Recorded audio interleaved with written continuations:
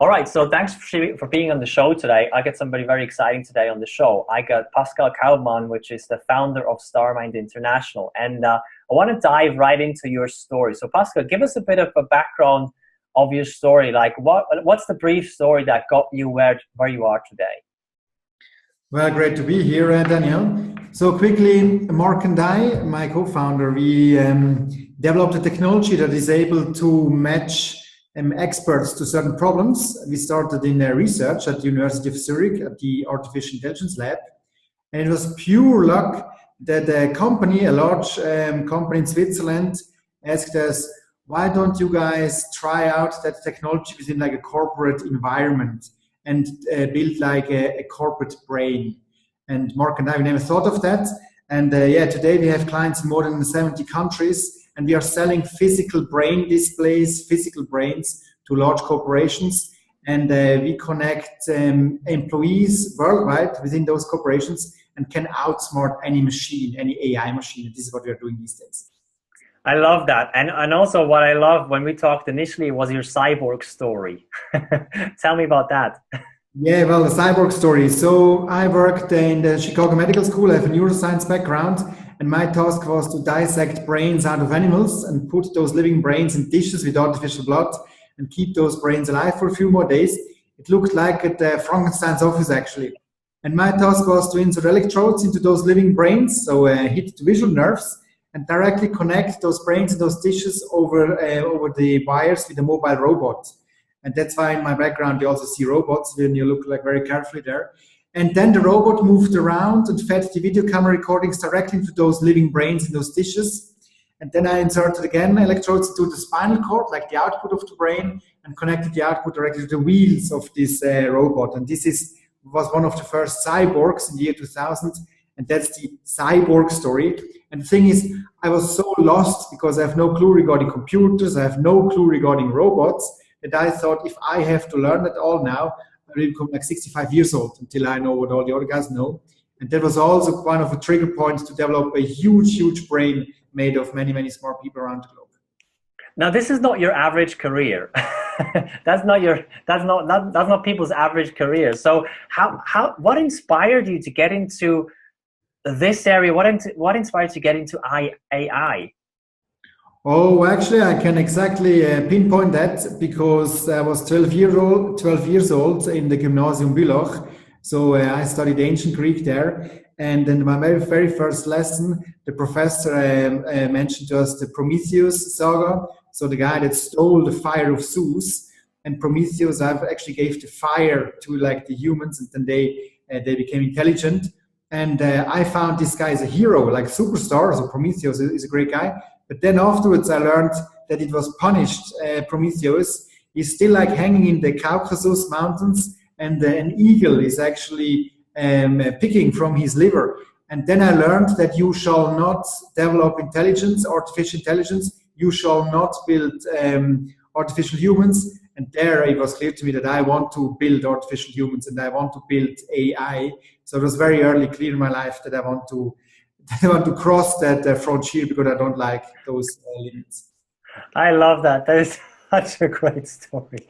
Totally love that. So, along the way of what you've built over the past couple of years with the company, what were some of the biggest challenges that you faced along the way? Well, the biggest challenge was that no one believed that a company would buy artificial brains. I mean, which company would be so crazy buying a 2 meter wide or 6 feet wide a brain display made of glass? Within those brains are sitting projectors. They shine to the surface of those brains, and you can take your mobile device, ask a question to that corporate brain. Which company would trust to a startup to do something like that? And it was very, very challenging because our very first client was a bank, and the bank asks us questions like, what if Mark gets a heart attack? What if you, Pascal, get sick? I mean, you are 2 people, right? So we had to increase our team in order to be able to serve those clients, and we had to invest into the team without getting revenues. It was a very risky time, and I think this was one of the major challenges to get it started, to have the very first clients. Once you get over that, I think things become a little bit easier. So how did you actually get over it? Like, how did you go to a place where companies then went, oh, me too. Okay, me too. So where did you get to that place where you got the first client? I mean, getting to that major difficulty of educating the market basically, and doing it from a startup perspective. Yeah, you have to find your first client that believes in you. And in Switzerland, it's one of the most innovative countries worldwide. I think there are many forward-thinking people, there are many visionaries. You have to meet one of those visionaries, and then if this person believes in you, then you have your first small pilot contract.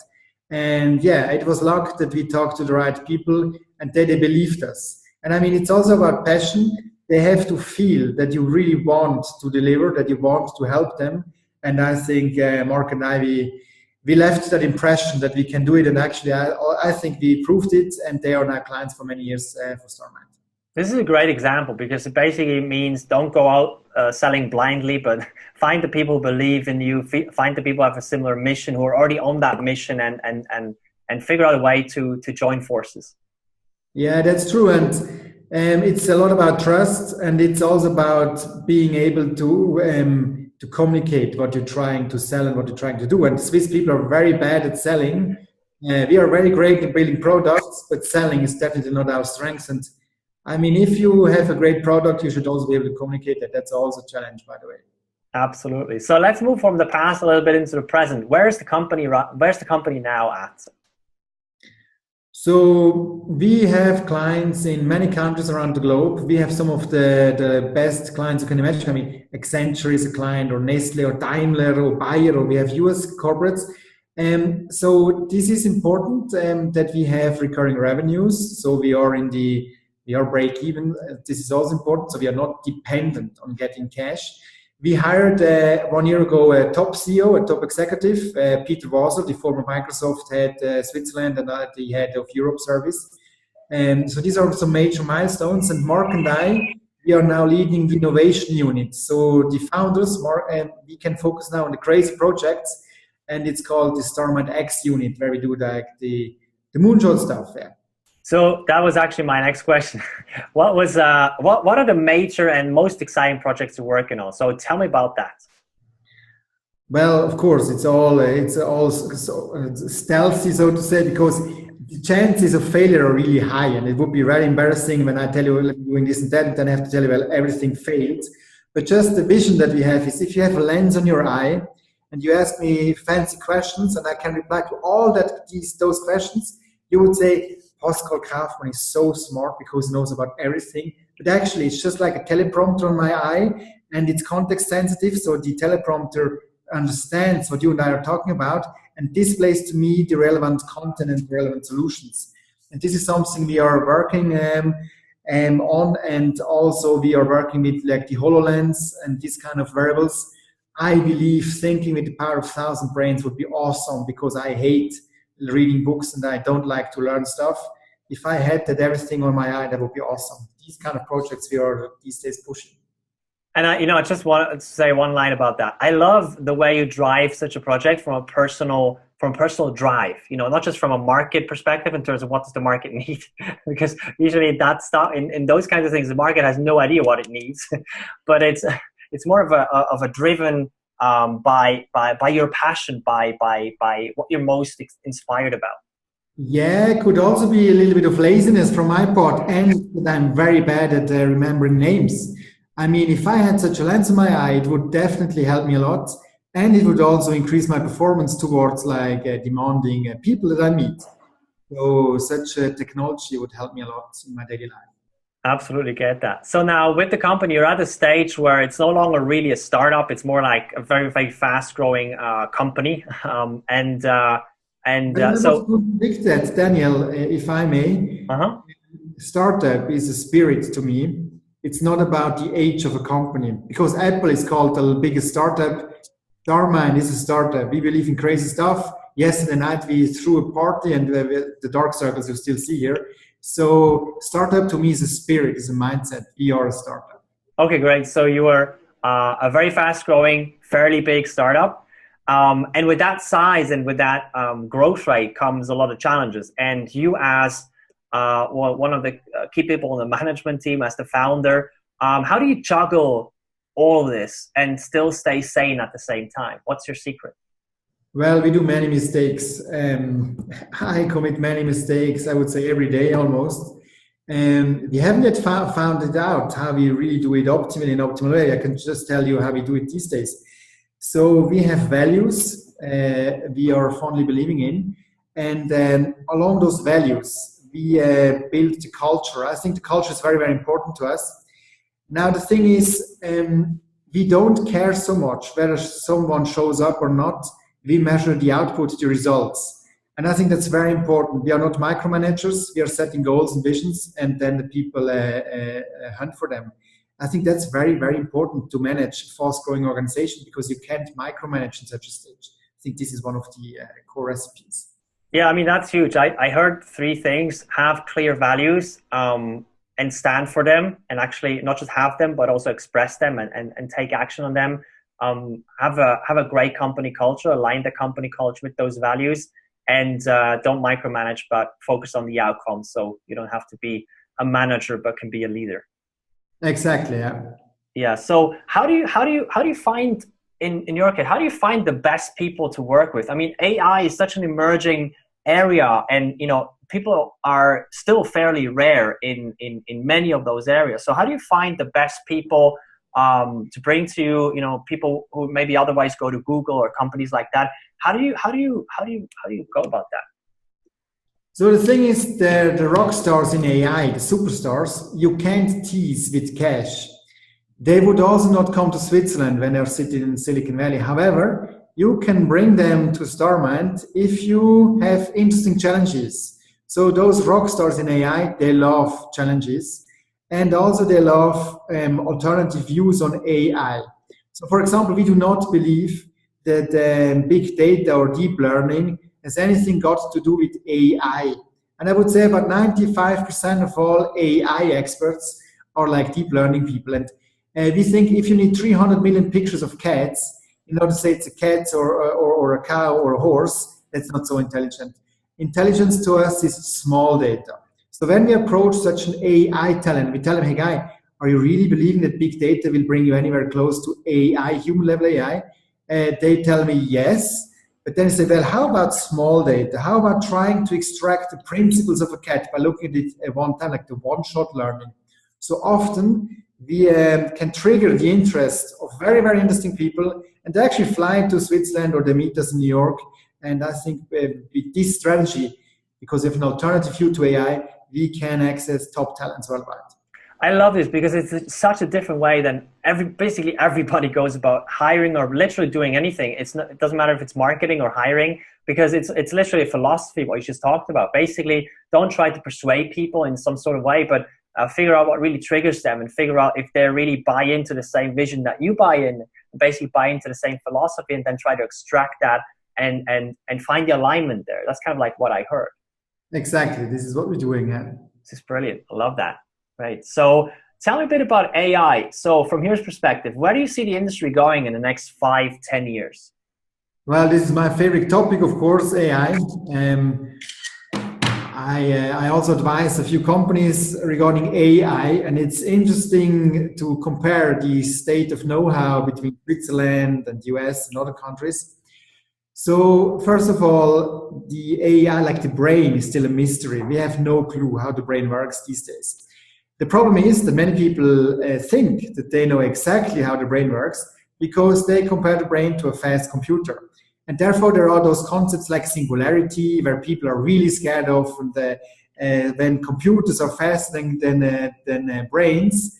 And I think that's really like such a bad misconception. Just to equate the most modern device that you know, a few hundred years ago, there were like clocks or watches or wheels and pumps.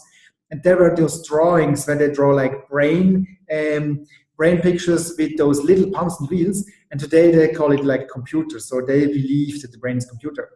I think it's a huge disinformation about AI. It's not even clear what intelligence is. And I remember the thing about the chess Turk, like 200 years ago, where there was a machine able to play chess.